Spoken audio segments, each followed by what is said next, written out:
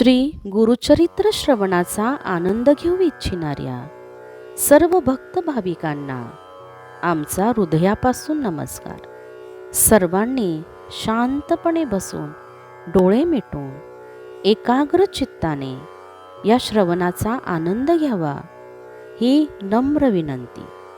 श्री गुरुचरित्राचे सर्व अध्याय एकाच लिंकवर उपलब्ध आहेत आणि ही लिंक डिस्क्रिप्शन बॉक्समध्ये दिली आहे.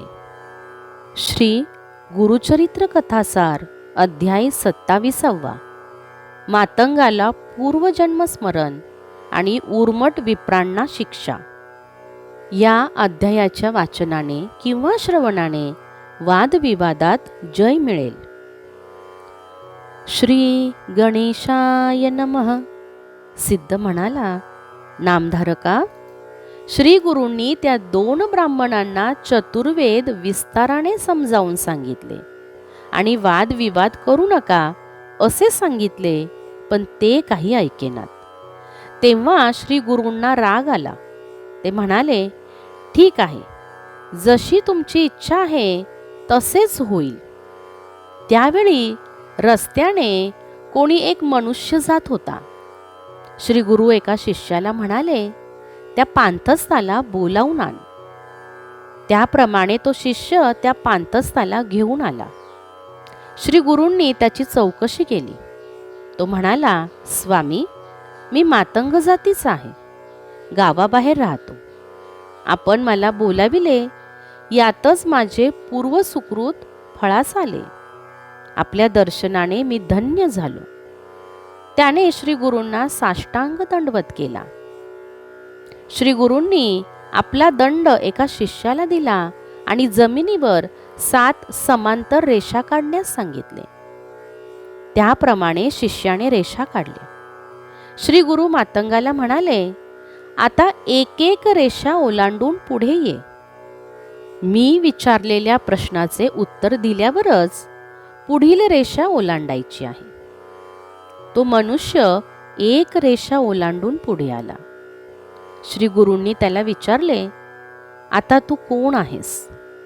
तो म्हणाला, मी किरात जातीचा आहे. माझे नाव वनराखा असे आहे.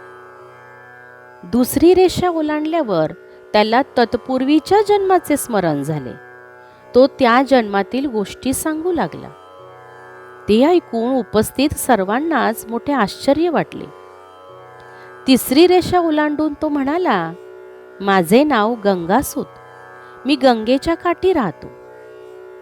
चौथी रेषा ओलांडून तो म्हणाला, मी शूद्र आहे. 5वी रेषा ओलांडून तो म्हणाला, माझे नाव सोमदत्त, मी वैश्य आहे. 6वी रेषा पार करून तो म्हणाला, माझे नाव गोविंद, मी क्षत्रिय आहे. क्षणोक्षणी लोकांची उत्कंठा वाढत होती. शिष्यही संभ्रमात पडले होते. श्री गुरूंची अभिनव लीला त्यांना कशी कळणार? शेवटी मातंगाने 7वी रेषा ओलांडली आणि तो म्हणाला, माझे नाव अध्यापक, मी श्रेष्ठ जातीचा ब्राह्मण असून मी वेदशास्त्रांचा ज्ञाता आहे. श्री गुरूंचा हेतू साध्य झाला होता. ते मातंगाला म्हणाले, तू स्वतःला वेदशास्त्रांचा ज्ञाता म्हणवितोस, तेव्हा येथे आलेल्या या 2 विप्रांशी वादविवाद कर. त्यानंतर श्री गुरूंनी अभिमंत्रित विभूती त्याच्या सर्वांगावर प्रोक्षण केली. तर काय आश्चर्य! त्याच्या ठायी पूर्ण ज्ञानाचा उदय झाला. तो अस्खलित वेदपठण करू लागला. तो चमत्कार पाहून वादासाठी आलेले ते उर्मट ब्राह्मण अक्षरशः भयभीत झाले. त्यांच्या मुखातून शब्दही फुटेना. त्यांच्या हृदयात कळा येऊ लागल्या. त्यांच्या सर्वांगाला घाम फुटला. ते थरथर कापू लागले. स्वतःची निंदा करू लागले. श्री गुरूंच्या चरणी लोळण घेऊन क्षमायाचना करू लागले. त्यांनी श्री गुरूंची स्तुती केली, करुणावचने भाकली. तेव्हा श्री गुरु त्यांना म्हणाले, तुम्ही मदांध होऊन अनेक ब्राह्मणांचा धिक्कार केलात. विद्याबळाने उन्मत्त होऊन करू नयेत अशा गोष्टी केल्यात. या त्रिविक्रम भारतीला वृथा त्रास दिलात. आता पश्चाताप करून काय उपयोग? या कर्माचे फळ म्हणून तुम्ही ब्रह्मराक्षस व्हाल. ती भविष्यवाणी ऐकून दोघे ब्राह्मण फारच शोकग्रस्त झाले. काकुळतीने उशाप मागू लागले. श्री गुरु त्यांना म्हणाले, तुम्ही 12 वर्षे ब्रह्मराक्षस व्हाल.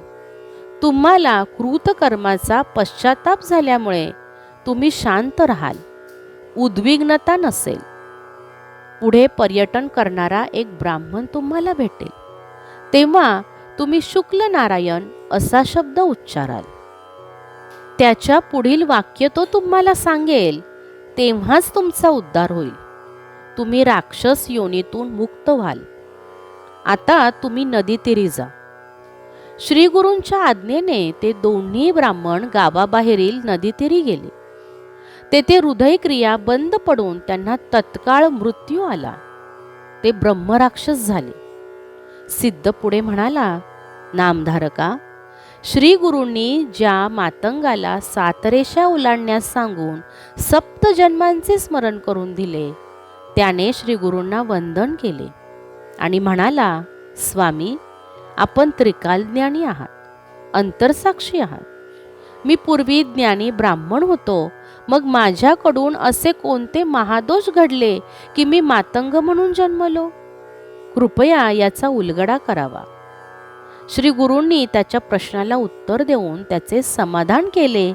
तो वृत्तांत पुढे सांगतो. येथे अध्याय 27 समाप्त होत आहे. यापुढील कथा आपण अध्याय 28 यामध्ये ऐकणार आहोत. श्री गुरुदेव दत्त. श्री गुरुदेव दत्त.